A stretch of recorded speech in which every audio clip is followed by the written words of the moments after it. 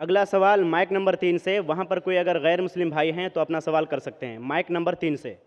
नमस्कार, मेरा नाम हरिपद विश्वास, मैं बंगाल मालदा गाजोल से आया हूँ। मैं एक रिटायर फौजी हूँ और अभी मैं प्राइमरी टीचर हूँ।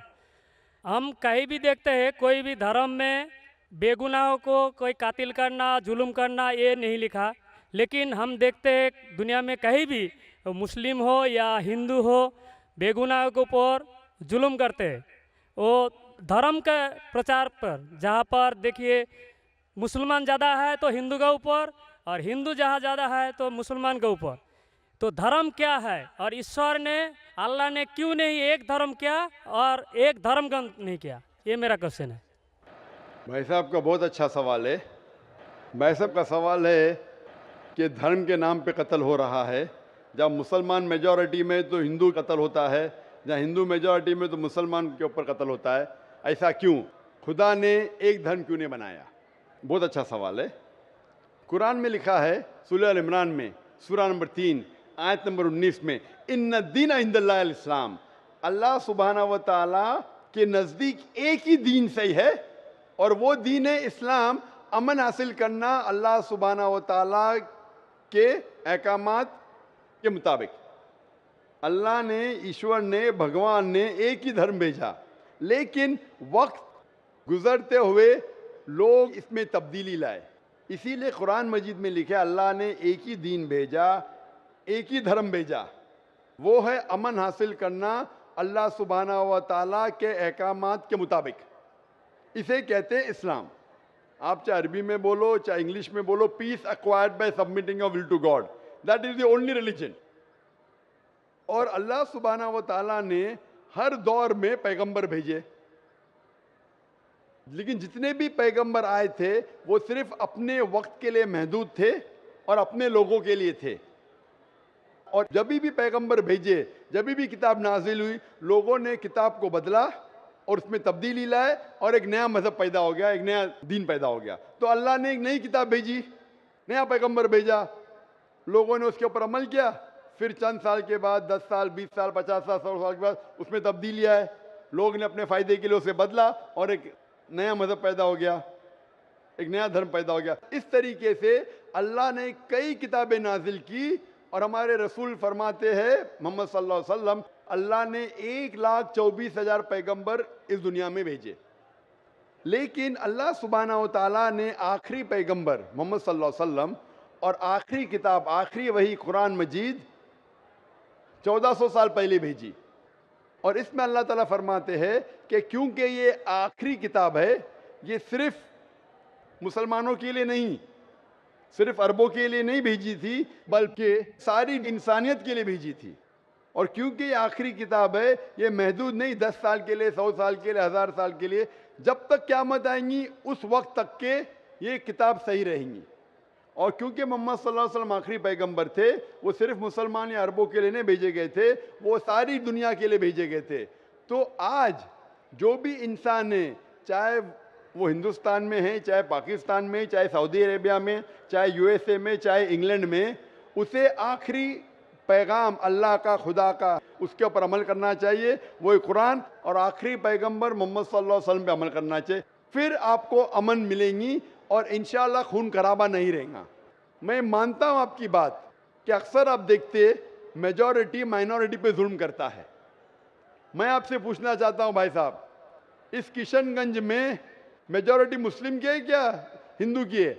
सर मेरे को तो पता नहीं, मैं बंगाल से आया हूँ, किशनगंज के बारे में। बंगाल किशनगंज का नहीं, लेकिन आज सुबह को जब हमारे हिंदू जितने इदारे के प्रेसिडेंट थे, चेयरमैन थे, वो कह रहे थे कि किशनगंज में 65% मुसलमान हैं और 35% हिंदू है।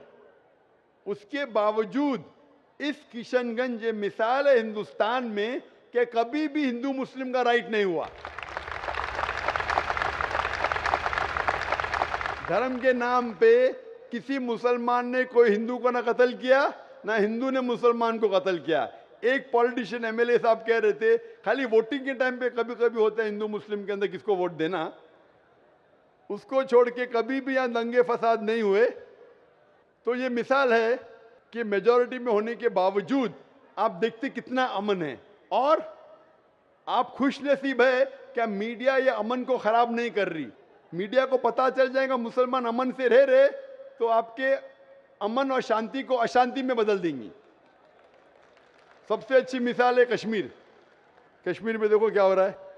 मीडिया आप देखेंगे, मीडिया इतना उसके पीछे लग गई कि शांति को अशांति में बदल दी। तो मैं अल्लाह से दुआ करता हूँ कि किशनगंज का माहौल अमन रहे। आप मीडिया से बचिए, आप सही धर्म का पालन कीजिए, इंशाअल्लाह आपको अमन और शांति मिलेंगी।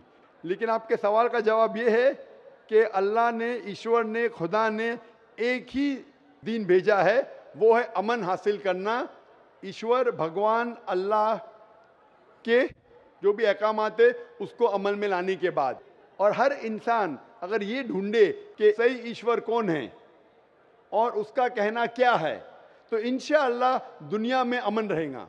लेकिन कई लोग नहीं चाहते कि दुनिया में अमन रहे, इसीलिए वो देखते हैं इस हमारे हिंदुस्तान में, सारी दुनिया में हिंदुस्तान एक ऐसा मुल्क है जहाँ सबसे ज़्यादा मज़हब के नाम पे राइट्स हुए, दंगे फसाद हुए।